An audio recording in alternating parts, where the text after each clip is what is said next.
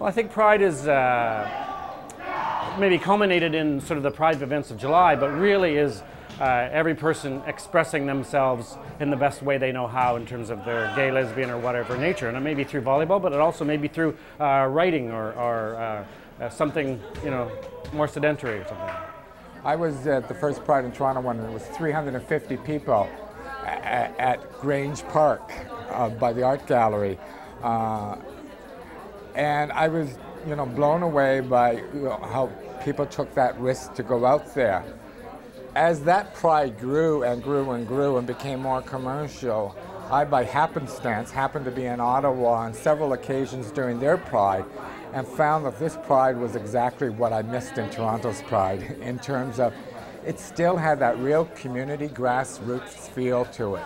For some people, it's an opportunity to go out and get drunk, I think, but I think more people see Pride as just a huge celebration of, I think, the profound joy of knowing that the way they are, the way they were born in the world, and the way they are in the world is right and good and honorable, and that they can go out there and celebrate this with a bunch of people who are also gay or people who support the gay community.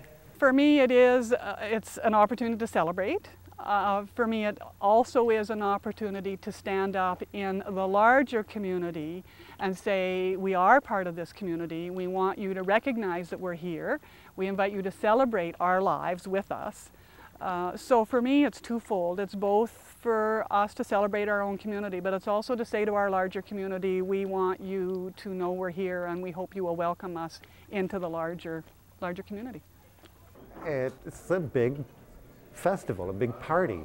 And you have everybody from the drag queens, the leather guys, curlers like us, people just coming out and celebrating living in Ottawa and being gay and lesbian in Ottawa. Living their lives with dignity, living their lives with joy and freedom, and enjoying who we are. I think that it's always going to be needed. Pride gives us an opportunity to all come together, no matter what area, what part of gay life you're coming from.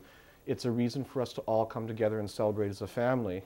And it's also an opportunity to provide role models for people who are coming out. They're not sure about their sexuality, or they're afraid of their sexuality.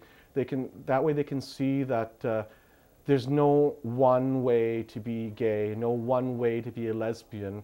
There's all different ways to do it, and they can see that no matter who they are inside, there's a place for them in the community. I think Pride will face probably in the future a similar situation of a level of acceptance that perhaps Pride could lose some of that momentum we have now. But if we do lose that momentum, I think we also risk sliding back. The forces against us continue to be very strong. Future of the celebrations, I think that if the Pride Committee can continue to have a budget to put on these wonderful events year after year, I see the emphasis shifting a little bit from, I don't know, perhaps in the beginning Pride was in part about celebrating, but also about people who were feeling defensive about being gay and wanted to get out there and show anti-gay folks that it's okay and it's a great thing to be gay. I think that the kids who are coming up through high school and university now don't have the same kind of fears or anger that people of my generation and older probably do. And so as they come through and they become part of the Pride Festival, I think you're going to see a lot more just pure joy going into it, a great celebration, you know, the same costumes and the music and the partying and dancing, all of it, but it's just going to take on a more profound level. I understand that some people say that Pride's not necessary anymore.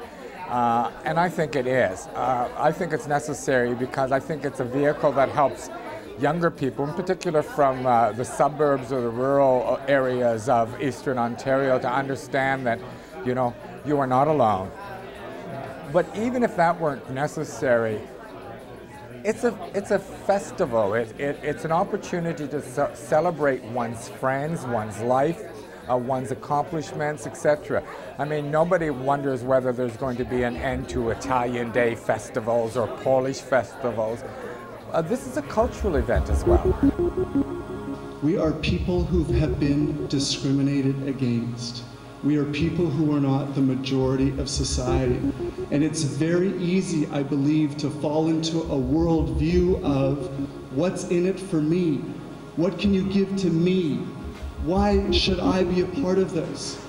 I really believe if we're going to make progress, if we're going to find ways to ensure that sport survives, advocacy survives, pride survives, it comes from a very, very simple step.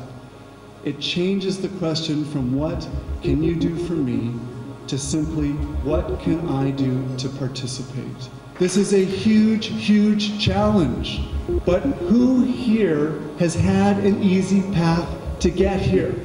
Let's keep going, but let's keep going together. Thank you.